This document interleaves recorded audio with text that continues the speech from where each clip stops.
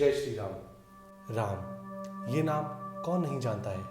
हम सब बचपन से ये नाम सुनते आ रहे हैं। जैसे जैसे हम बड़े हुए हमें इस नाम का अर्थ पता चला।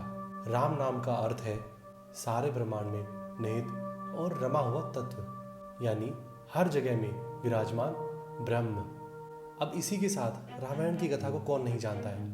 हम सभी को दिखाया या बताया गया है कि भगवान श्री राम, माता सीता और लक्ष्मण को 14 वर्ष का वनवास मिलता है और उसमें रावण नाम का एक राक्षस माता सीता का हरण कर लेता है।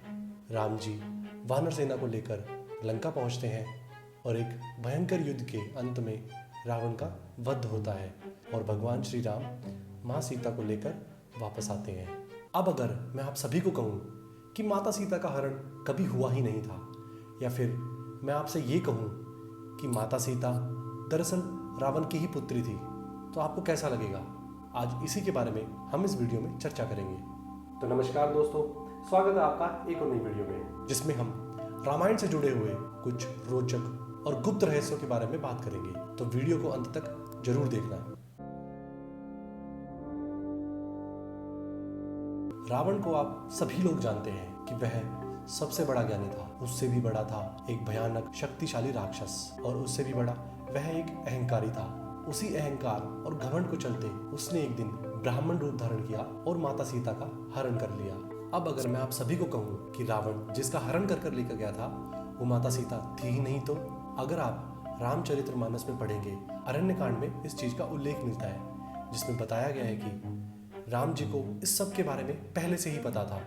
वो सब जानते थे कि क्या होने वाला है, इसलिए उन्होंने माता सीता को अग्निदेव को सौंप दिया था और उनकी सुरक्षा में उनको रख दिया था। और माँ सीता ने अपनी परछाई को पीछे छोड़ दिया था। उसको माया सीता कहा गया। दरअसल रावण माँ सीता को नहीं, माया सीता को घर कर लेकर गया था। कुछ लोग सोचेंगे कि अगर रावण ने माँ सीता का हरण नहीं किया, उसने कुछ पाप ही नहीं किया, तो उसे मारा क्यों? तो जो लोग रावण को एक अच्छा आदमी समझते हैं तो वीडियो को वो आगे जरूर देखें। रावण से युद्ध करना और उसका वध करने का असली कारण इस धरती को उसके अत्याचारों से मुक्त करवाना। माया सीता और माँ सीता का रामायण में फिर से उल्लेख मिलता है, जो कि लंका कांड में है। उसमें दिखाया गया कि रावण के वध के बाद अग्नि परीक्षा का दृश्य दिखाया गया था। तो दरअसल अग्नि परीक्षा थी ही नहीं, बल्कि उस समय अग्निदेव ने माता सीता को वापस लौटाया था। और कुछ लोगों ने उस चीज को गलत समझकर अग्नि परीक्षा का नाम दे दिया और यह बताया गया कि भगवान श्री राम ने माता की पवित्रता के लिए अग्नि परीक्षा ली थी। आप सभी ने लोगों से सुना होगा कि रावण कितना महान इंसान था। माँ सीता उसके पास तकरीबन 1 वर्ष के लिए थी, परंतु उसने कभी भी माँ सीता को छुआ तक नहीं था। माँ सीता को ना छूना यह रावण की अच्छाई नहीं थी, यह था उसका डर। डर एक श्राप का। जी हाँ, यह सच है। आजकल ऐसा दिखाया जाता है कि रावण के उसूलों के चलते रावण ने माता सीता का हरण तो किया, लेकिन उसने कभी भी माँ सीता को छुआ तक नहीं।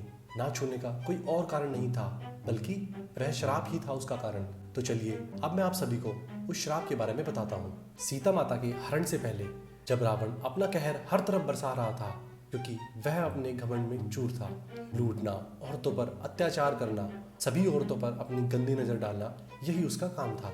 रामायण के उत्तरकांड के अनुसार जब रावण तीनों लोकों पर विजय पाने के लिए निकला, तब स्वर्ग की एक अप्सरा रंभा उस पर रावण का दिल आ गया था और उसने रंभा के साथ जबरदस्ती कर ली। रंभा का विवाह रावण के भाई कुबेर के पुत्र नल कुबेर के साथ होने वाला था और रावण यह बात जानता था। इसी रिश्ते से रंभा रावण की बहू लगी। जब नल कुबेर को इस बात का पता चला कि रावण ने उसकी होने वाली पत्नी के साथ क्या किया है, तब वह बहुत क्रोध में आ गया और उसने रावण को एक श्राप दिया कि यदि उसने किसी भी स्त्री के शरीर को उसकी मर्जी के बिना छुआ तो उसका सर फट जाएगा और कई टुकड़ों में बिखर जाएगा। यही श्राप ही उसका कारण था कि उसने कभी भी माँ सीता को छुआ नहीं।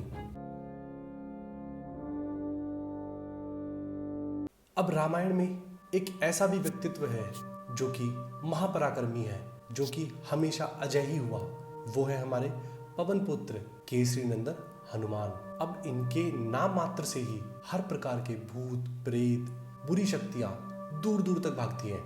हनुमान जी के पास 8 दिव्य शक्तियां थी, जिसकी मदद से वो कभी भी अपने शरीर को छोटा या बड़ा कर सकते थे। पवन के पुत्र होने के कारण वो हवा के साथ कितनी भी दूर जा सकते थे और उनमें इतनी शक्ति थी कि वो किसी का भी विनाश कर सकते थे। इसके अलावा हम हनुमान जी को एक ब्रह्मचारी के रूप में भी देखते हैं, जिसका अर्थ है कि वो कभी गृहस्थी में नहीं पड़ेंगे। और क्या आपको पता है, हनुमान जी का भी एक बार विवाह हुआ था और बल्कि उनका एक पुत्र भी है। यह बात अलग है कि ये दोनों कथाएं अलग अलग हैं। तो चलिए सबसे पहले मैं आपको उनके विवाह की कथा बताता हूँ। दरअसल तेलंगाना के खम्मम डिस्ट्रिक्ट में एक ऐसा मंदिर है जहाँ हनुमान जी की पूजा उनकी पत्नी सुवर्चला के साथ की जाती है। पराशर संहिता के अनुसार हनुमान जी ने सूर्य देव से 9 श्रेष्ठ विद्याएं प्राप्त करनी चाहिए। उन श्रेष्ठ विद्याओं को पाने के लिए विवाहित होना अनिवार्य था। इसका समाधान निकालने के लिए सूर्य देव ने हनुमान जी का विवाह अपनी पुत्री के साथ करवा दिया और हनुमान जी ने वो सारी विद्याएं सीख ली। पर विवाह के बाद भी हनुमान जी ने अपना प्रण कभी नहीं तोड़ा और सदैव ब्रह्मचारी ही रहे। अब आते हैं उनके पुत्र की कहानी पर। वाल्मीकि रामायण में बताया जाता है कि जब हनुमान जी माता सीता की खोज करने के लिए लंका पहुंचे तो रावण के कहने पर उनकी पूंछ में आग लगा दी गई और उसी आग से उन्होंने पूरी लंका को जलाकर राख कर दिया था। जब वे अपनी पूंछ में लगी हुई आग को बुझाने के लिए समुद्र में उतरे तो उनकी एक पसीने की बूंद गिरी और वह एक मगर ने निगल ली, जिससे आगे चलकर एक पुत्र का जन्म हुआ, मकरध्वज।